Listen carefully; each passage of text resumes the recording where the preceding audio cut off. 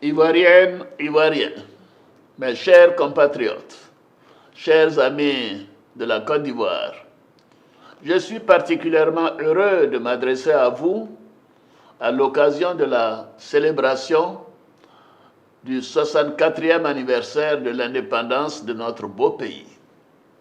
C'est un jour très important pour nous tous, Ivoiriennes et Ivoiriens, ainsi que pour toutes les populations vivant en Côte d'Ivoire. La date du 7 août est chargée de symboles et de valeurs gravées en chacun de nous. C'est l'occasion de revisiter notre histoire et l'ambition de nos dévanciers. En cela, le choix de la ville historique de Grand Bassam, première capitale de la Côte d'Ivoire pendant la période coloniale, pour abriter cette commémoration, est un symbole important. Grand Bassam nous rappelle l'héroïsme et la mémoire de Marie Corée, Anne-Marie Raji et de toutes ces vaillantes femmes, figures emblématiques de la lutte anticoloniale qui ont marché en décembre 1949 pour réclamer la liberté et la justice. Elles ont su dépasser leurs différences. Elles ont su s'unir et marcher main dans la main pour une Côte d'Ivoire libre et indépendante. Elles sont une inspiration pour chaque Ivoirienne et chaque Ivoirien. J'ai bien évidemment une pensée pieuse et pleine de reconnaissance pour le père de la nation, feu le président Félix Houphouët-Boigny, ainsi que pour tous ses compagnons de lutte. Ils ont mené le combat pour l'indépendance de notre pays. Nous devons nous montrer dignes de tous les sacrifices qu'ils ont consentis dans notre marche résolue vers le progrès. Nous devons faire de la cohésion sociale le socle de notre développement. Les valeurs qu'ils nous ont léguées, la fraternité, l'union, la discipline, le travail, doivent être notre boussole et nous guider en toutes circonstances. Nous devons continuer de travailler pour la paix. Rien que la paix sociale, la paix des cœurs. Mes chers compatriotes, la commémoration de notre accession à la souveraineté est aussi l'occasion de jeter un regard rétrospectif sur les avancées que nous avons enregistrées.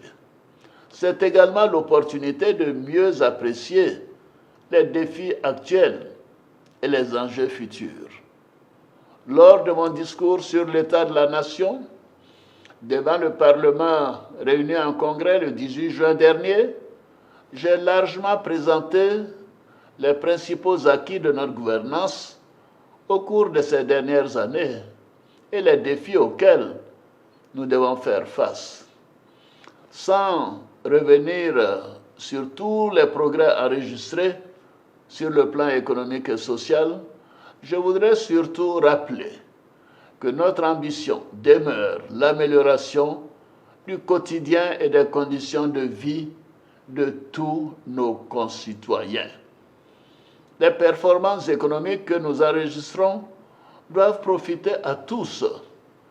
Tel est le but de notre programme intitulé « La Côte d'Ivoire solidaire ». Ce choix justifie les investissements importants réalisés année après année dans les secteurs sociaux.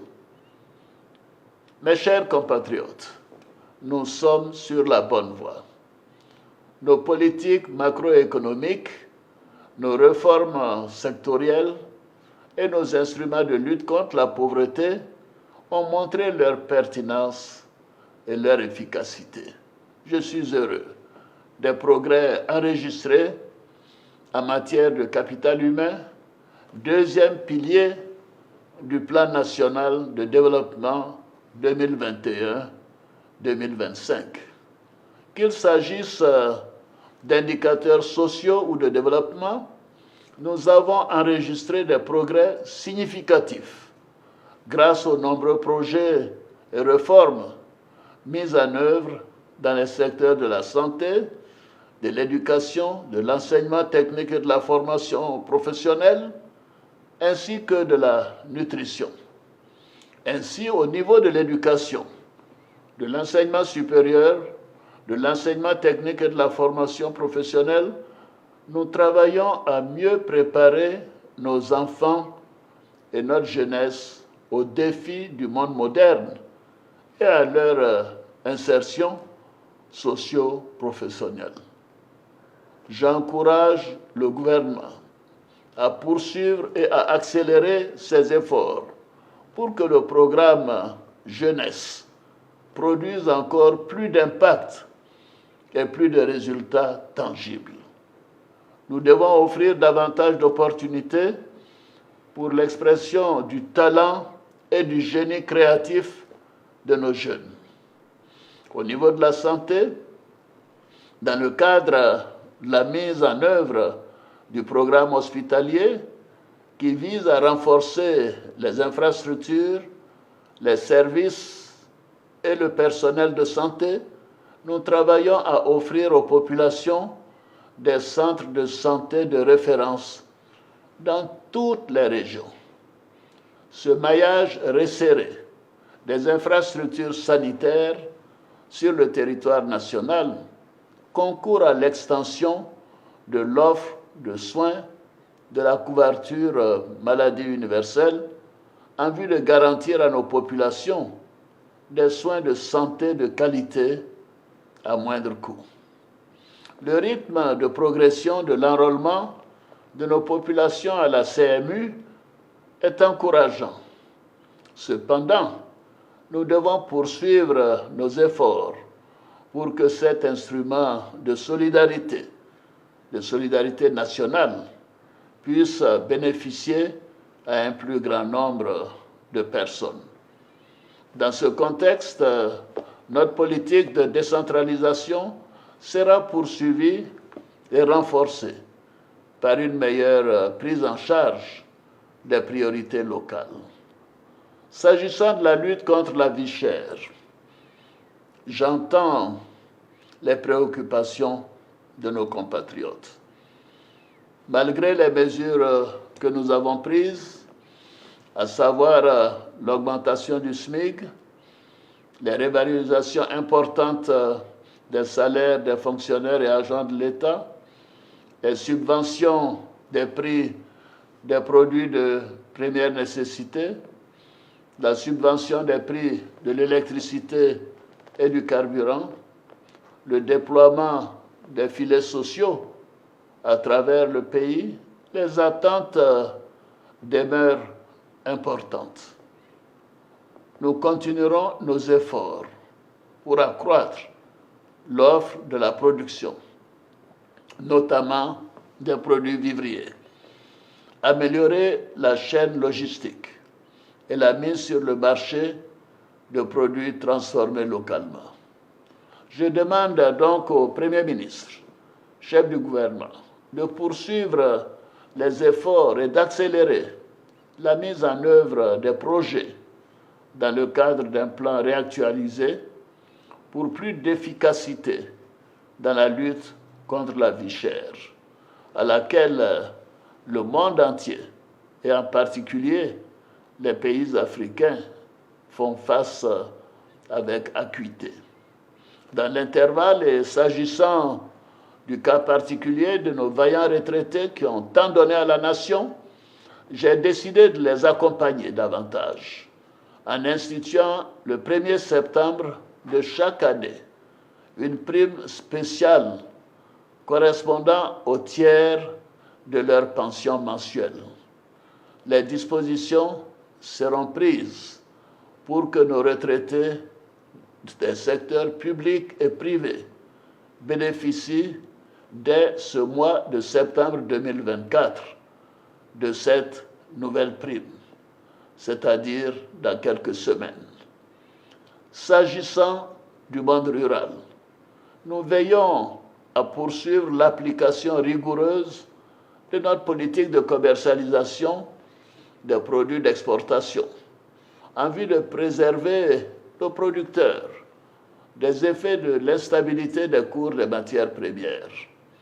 Nos politiques sociales ont fait reculer la pauvreté en Côte d'Ivoire.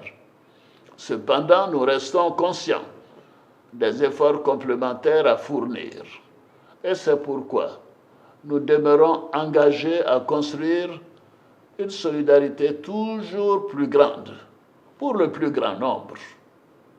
Nos populations, surtout les moins favorisées, doivent être mieux protégées et mieux accompagnées. Mes chers compatriotes, chers frères, chères sœurs, dans notre marche vers le développement, les décisions parfois difficiles que nous avons à prendre peuvent provoquer des incompréhensions ou même de la colère. Notre devoir est de rester attentif à vos préoccupations et de travailler à minimiser les conséquences des exigences du développement d'un pays moderne sur les populations impactées. J'ai instruit le gouvernement à l'effet de prendre toutes les dispositions nécessaires pour accélérer et finaliser l'indemnisation des familles concernées par les libérations des emprises dans le cadre des travaux des voies d'accès au 4e pont, conformément à nos pratiques dans le cadre de la mise en œuvre des projets de développement. La solidarité de l'État doit se manifester dans le respect des lois et des droits de chaque citoyen. C'est l'occasion pour moi d'exprimer mes regrets pour les pertes en vie humaine enregistrées pendant les fortes pluies de ces derniers mois. Malgré toutes les mesures prises dans les zones à risque, je présente mes condoléances les plus émues aux familles des victimes. Je voudrais à nouveau les assurer de l'assistance et du soutien du gouvernement. Cette situation nous interpelle sur l'importance de l'accès au logement et de l'accession à la propriété immobilière pour tous, quel que soit le niveau de revenu. C'est pourquoi, tirant les enseignements des programmes antérieurs, la réforme du programme de logements sociaux a permis d'intégrer des modes plus flexibles d'accession à la propriété, ainsi que d'une implication plus forte de l'État, notamment dans la recherche de financements plus adaptés. De nouveaux mécanismes mis en place permettront d'atteindre prioritairement nos concitoyens les moins nantis, qui ne peuvent accéder à un logement décent sans l'aide de l'État. J'encourage mes compatriotes à se rapprocher de tous les guichets de ces différents programmes.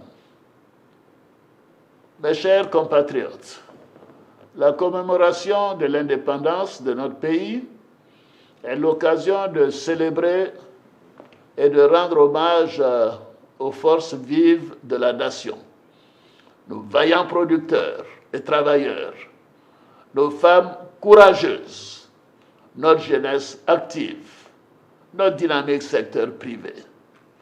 Vous faites la richesse et la vitalité de notre beau pays, la Côte d'Ivoire.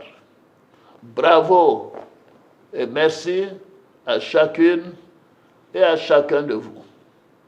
À nos forces de l'ordre, je veux redire la reconnaissance de la nation pour le professionnalisme et le sens du sacrifice dont vous faites preuve au quotidien pour garantir la sécurité à nos frontières et à l'intérieur de notre pays.